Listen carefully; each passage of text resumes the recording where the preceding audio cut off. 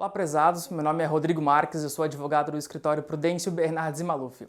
Hoje estarei aqui apresentando um treinamento sobre conscientização na segurança da informação. Este treinamento visa englobar o que seria um banco de dados, quem poderia estar interessado em nosso banco de dados, o que aconteceria se o nosso banco de dados for atacado, como nós vamos fazer para proteger o nosso banco de dados, como faremos para mantê-lo seguro e, por fim, as conclusões. Banco de dados nada mais é do que um local onde nós armazenamos todas as nossas informações. Essas informações, por sua vez, quando elas identificam ou tornam identificável uma pessoa, elas são chamadas de dados pessoais. A Lei Geral de Proteção de Dados, ela visa proteger todos os dados que tornam identificados ou identificáveis pessoas físicas. Então, nesse caso, a parte de pessoas jurídicas estaria excluída. Hoje, disse que os dados eles estão, na realidade, o novo petróleo, justamente pelo fato de que é muito importante a utilização deles, tanto para fins comerciais quanto para fins terceiros. Podemos ter cybercriminosos, concorrentes, hacker ativistas, fraudadores, são diversos os tipos de pessoas que podem estar interessadas na utilização do banco de dados.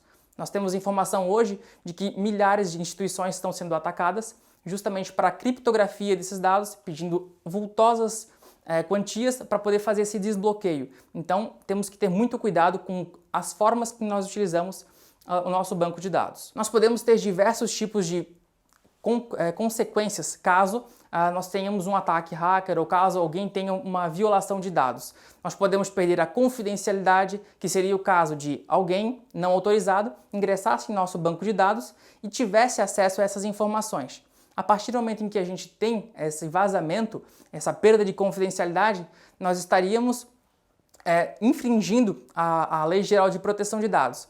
Uma outra forma de violação que aconteceria seria o caso de perda da integridade, ou seja, muitas vezes acabam se infectando diversos tipos de dispositivos com vírus ou malwares que acabam inutilizando essas informações, ou seja, o dado que antes estaria lá para você pegar o nome da pessoa, CPF, endereço, registro de IP, diversos tipos de dados, a partir do momento em que ele é atacado, ele acaba perdendo a integralidade e você não consegue mais saber qual seria esse dado e para qual finalidade. Então a gente perde basicamente esse dado, ele fica corrompido.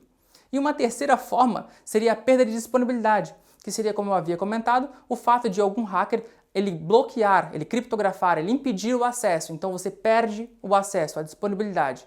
E se isso acontecer, uma empresa, basicamente você vai ter um ataque imenso por parte de clientes, fornecedores, instituições financeiras.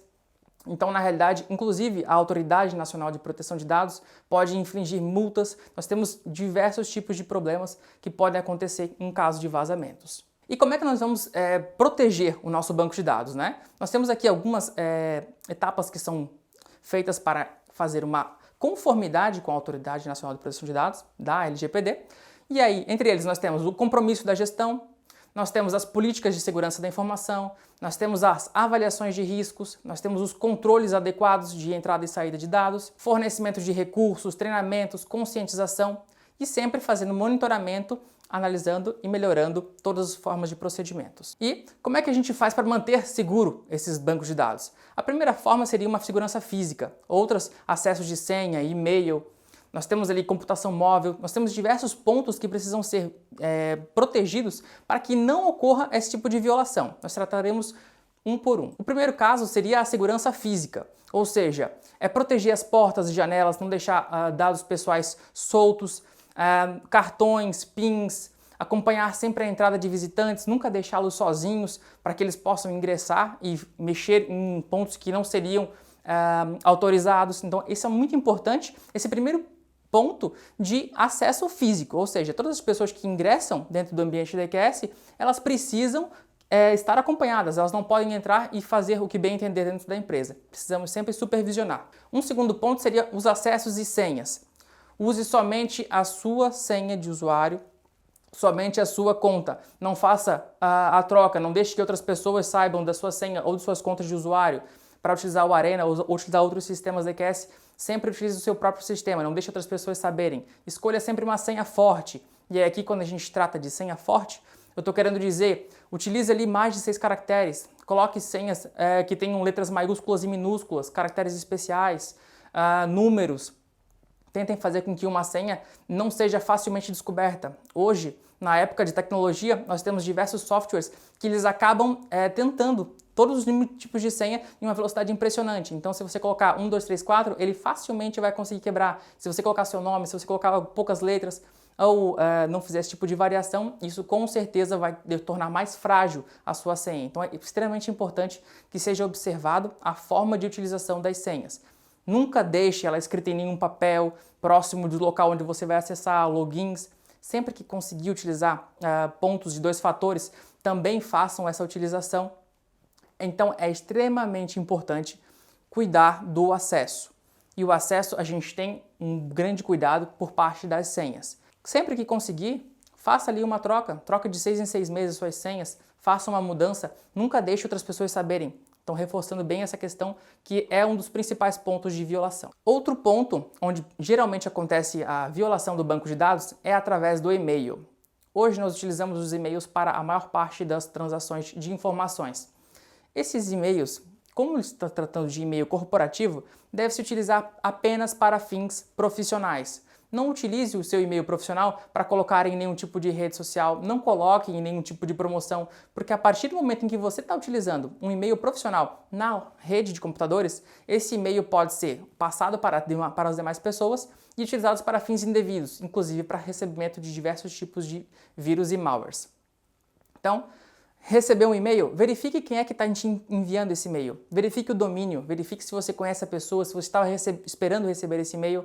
Tome um grande cuidado com relação a isso. Frequentemente, ele é muito utilizado para fazer o ataque. Então aqui a gente faz até uma junção na questão das senhas para a questão do e-mail. A sua senha do e-mail precisa ser mais forte do que a senha de qualquer outro tipo de aplicativo ou sites que vocês utilizem. Justamente porque o e-mail é a questão onde você vai conseguir fazer a redefinição. Então, ou seja, se por um acaso um hacker ou um cracker souber a sua senha do e-mail, ele possivelmente poderá ter acesso a diversos outros aplicativos, porque geralmente a gente utiliza o e-mail para fazer essa recuperação. Então temos que tomar muito cuidado com isso, leia atentamente a nossa política de e-mail, de como é que se deve se utilizar para tentar manter-se o mais seguro possível. Ataques no e-mail. Nós temos também, justamente como estávamos comentando, que os ataques nos e-mails são as formas mais frequentes. Eles podem ser tanto direcionados a uma pessoa, quanto ataques aleatórios. Tá? Os ataques, geralmente, eles vêm em formas de cliques, sempre com anexos, com a captura de algum formulário. Então, ou seja, como saber se você está diante de um ataque por e-mail ou não? Primeira coisa, ele é inesperado? Tem erros de ortografia? Está pedindo alguma ação para você clicar alguma coisa, abrir determinado arquivo, preencher um formulário?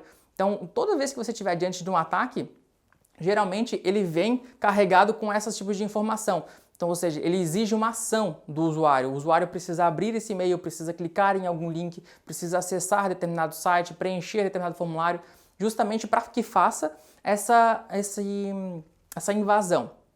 Por isso temos que tomar muito cuidado com quem é que está encaminhando todos esses e-mails, justamente por saber que a troca de e-mails ela é muito volátil. Então, você vai enviar um e-mail e se esse e-mail voltar com determinadas características, precisa tomar um cuidado e justamente encaminhar para o setor seu superior ou até supervisores, justamente para saber se esse e-mail é verdadeiro ou não. Usando a internet. A internet é outro ponto onde temos que ter um grande cuidado. Por quê? A partir do momento em que você conecta na rede mundial de computadores, você estará diante de um determinado ambiente onde tudo que você fizer pode lhe trazer um vírus, pode lhe trazer um malware. Se você acessa determinado site, a partir do momento em que você ingressou nesse site, ele pode estar baixando alguma coisa para sua máquina. Justamente por isso, é extremamente importante que nunca se desative o firewall do computador, acesse apenas sites confiáveis, não acesse sites pessoais, não acesse blogs, não acesse sites de terceiros. Tome sempre o cuidado de utilizar sites que tenham o início HTTPS, que seria o S da parte de segurança. Então, não baixe programas da internet desconhecido, porque tudo que você fizer, por mais que ele acabe funcionando no momento que você baixou e instalou na máquina, programa pode estar infectado. Então, ele vem, funciona o programa, mas junto dele pode vir alguns tipos de programas maliciosos. E isso torna justamente muito frágil, todo o servidor. Você pode infectar um computador e, infectando apenas um computador, infectar a rede inteira. Então, por isso que é muito importante tomar esse cuidado na utilização da internet. Antivírus. Assim como a utilização da internet precisa deixar o firewall ativo, o antivírus também é uma segunda forma de proteção. Justamente, ele precisa estar sempre atualizado, precisa estar sempre ativo. Jamais mexa na parte do antivírus, porque essa é uma forma de proteção. Navegar na internet sem o antivírus realmente é uma situação extremamente delicada e jamais deve ser feita. Dispositivos móveis. Assim como a utilização do computador é preocupante, nós também temos a preocupação com dispositivos móveis. E o que a gente trata em dispositivos móveis? Pode ser um celular, pode ser um determinado GPS ou qualquer outro tipo de mídia onde a gente possa utilizar de uma forma desvinculada do computador. A partir do momento que você utiliza ele para a internet ou para colocar algum dado dentro, ele pode sim ser alvo de infecção. Então tem que tomar muito cuidado na hora que vai utilizar. Vai baixar algum aplicativo, baixe apenas aplicativos oficiais, não baixe nenhum tipo de aplicativo de terceiro, justamente porque tanto a Apple Store quanto a Play Store, por exemplo, são fontes, inclusive, de vírus. Existem relatos de aplicativos oficiais que, em tese, estão dentro da plataforma da Apple Store e da Play Store que carregaram vírus dentro dele. Então, baixe apenas o que for autorizado, jamais fique baixando qualquer tipo de arquivo, porque se vocês infectarem esse celular, por exemplo, a partir do momento em que você entrar com esse celular dentro de um login, por exemplo, do Arena, ou fazer algum tipo de comunicação por meio de WhatsApp, você estará infectando toda a rede. Então precisa tomar um cuidado muito grande com o que você está utilizando nesse celular. Se o celular é corporativo, é para utilizar na empresa, utilize apenas para a empresa, justamente para evitar esse tipo de situação. É importante também fazer sempre o backup regular, justamente para que, se por um acaso aconteça de alguma das indisponibilizações ali de se tornar, por exemplo, corrompido o seu banco de dados do celular, você tenha a forma de recuperar. Mídia removível. Aqui nós temos uma situação bem importante, que seria a questão dos pendrives, CDs. Temos que tomar um grande cuidado para não colocar qualquer tipo de mídia removível dentro do seu computador. Ou seja, se você encontrar um pendrive na rua, um CD, não coloque essa mídia removível dentro do seu computador. Porque geralmente esses periféricos, quando eles são conectados no computador, o simples fato de conectá-lo já vai trazer, por exemplo, algum vírus, alguma coisa que possa infectar, no caso, o seu computador ou o seu dispositivo, e isso infecta toda a rede. Então temos que tomar um cuidado muito grande e jamais utilizar mídias desconhecidas. Se você encontrou um USB, jamais coloque no seu computador. Se você encontrou um cartão de memória, mesma coisa. Não utilize. Esse tipo de mídias periféricas geralmente são utilizadas para fins ilícitos. Então tome muito cuidado, porque a partir do momento em que você simplesmente colocá-lo, já pode estar causando prejuízo. Sempre também que você tiver autorização de utilizar algum periférico, como algum pendrive ou algum CD, sempre tome o cuidado de torná-lo criptografado. Ou seja, o que seria isso? Basta você clicar com direito em cima desse determinado dispositivo e colocar criptografar ou colocar uma senha.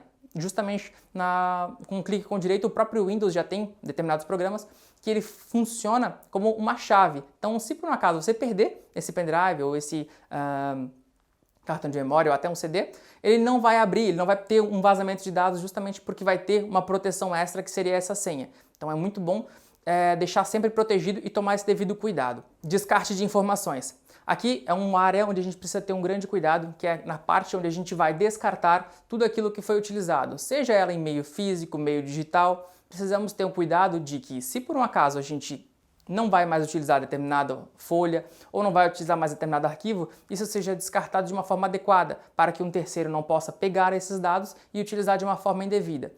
Estamos falando de papel? Faça a trituração do papel. Estamos falando de dados digitais? Faça a exclusão tanto do arquivo normal como depois da lixeira, justamente para que não haja nenhum tipo de vestígio.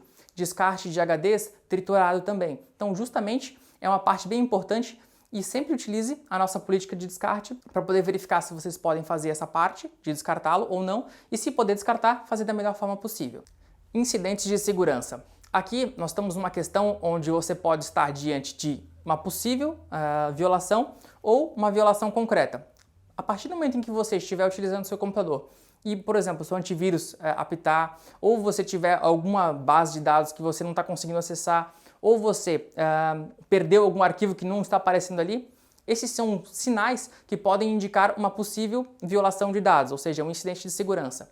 Toda vez que você estiver diante de um fato desses, isso precisa ser comunicado imediatamente para a parte da supervisão, para a parte da gerência, para que se possa tomar os devidos cuidados, justamente porque o tempo, nesses casos, ele é fundamental. Quanto antes a gente descobrir que determinado dispositivo está infectado ou está sendo invadido, antes a gente consegue corrigi-lo e torná-lo com a menor propagação possível, já que essa questão de violação de dados ela é muito rápida. Então precisa sempre essa questão de tornar o incidente conhecido o mais breve possível.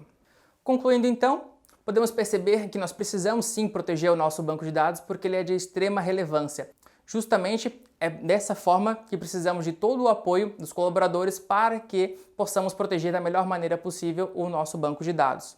E aqui, quando tiver perguntas e dúvidas, basta você acessar o nosso fórum e deixar a sua dúvida lá. Muito obrigado a todos e é isso aí.